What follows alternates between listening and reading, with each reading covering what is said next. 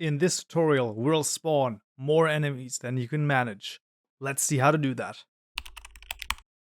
We find ourselves in Unity once more, and in this tutorial, we will add an enemy spawner to the game. Now, an enemy spawner, in our case, is actually a fairly easy thing to implement. The only thing we really need to do is create new game objects of either the small goblin enemy or the big goblin enemy. Let's first of all set up. So let's duplicate our scene here and call this 11 enemy spawner, and let's open it up. Then we will require a new empty game object. We'll call this the enemy spawner, and we'll of course position it at 0, 0, 0, and then we'll create a new script called enemy spawner. We'll immediately add this to the empty game object and then open it up and see what we can do. Last time we've created the big goblin and the normal goblin prefabs, and they now come in very handy because we can reference them in the enemy spawner script. So we're going to have a private game object, swarmer prefab, and then we'll duplicate this and have the big swarmer prefab as well. We'll make both of them serialized fields so that they are accessible through the inspector. This is for prefabs very important because that is basically the only way that you can actually access prefabs.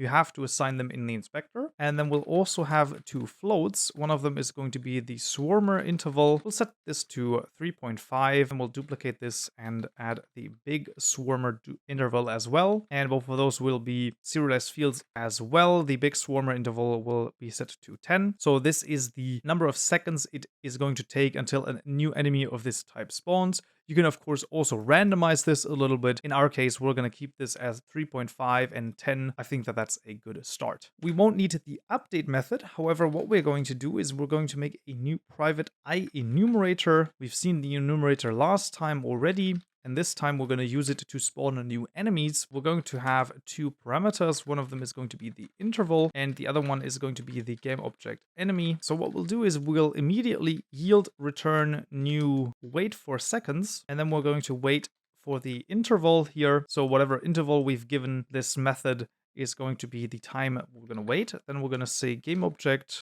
new enemy is equal to instantiate. So the instantiate method is what we're going to use, and then enemy, and then we're going to say new vector3 random.range. So this is just a random call here. So we're going to have a certain range where we are going to spawn those enemies in, and then 0 here, and then at the end we need a quaternion.identity. So let's go through what this means. So we have the instantiate method. The instantiate method creates a new game object, which is the first parameter we've given it. So this is the game object enemy, which will be either one of our prefabs here, and this will be created at a certain position, and this is this new vector here. Now the new vector actually has some random values, as you can see. Random.range simply means that we're going to take a random float value between those two given parameters here, and then the quaternion.identity is simply the rotation. We won't worry about this too much. This can be very complicated. Usually what you want to do is simply put in quaternion.identity, and then that's fine. And then after this is done, what we want to do is we want to start this coroutine again with the same interval and the same enemy. So this will basically ensure that this is going to be an endless game. You can of course also add a counter and say, okay, I only want this many enemies to spawn, and then we're going to stop this.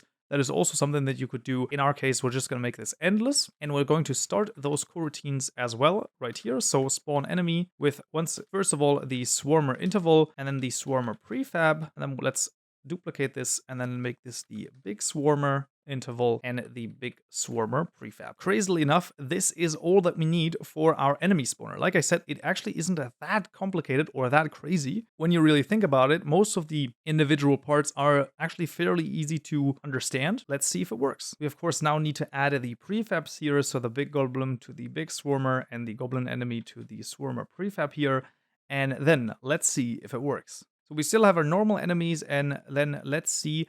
There it is. There a new enemy has spawned, and another enemy will spawn as well. So I can still attack, of course, even the new enemies. Now a big one has spawned as well. So this will happen every 10 seconds, and then the other ones will spawn in every 3.5 seconds.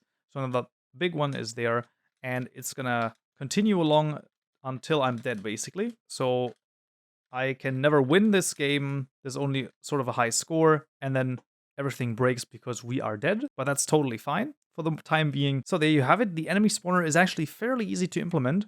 and is not that complicated. And also it's fairly easy to expand as well. So if we have multiple new enemies, we could imagine just putting in a new prefab and then putting in a new interval, one more start coroutine call, and that would basically be it. Now there's one thing I wanted to mention, and that is that it is possible for the enemy to spawn inside of the player, so it is semi-unfair in that regard. As sort of a challenge, you could implement some checking for that on your own. It should be very rare, so I don't think it's necessarily needed, but it would be something that you could, of course, do. Right, but that would already be it for this tutorial right here. I hope you found this useful and you learned something new. Would, of course, appreciate a like if you did, and I'll see you in the next tutorial. So, yeah.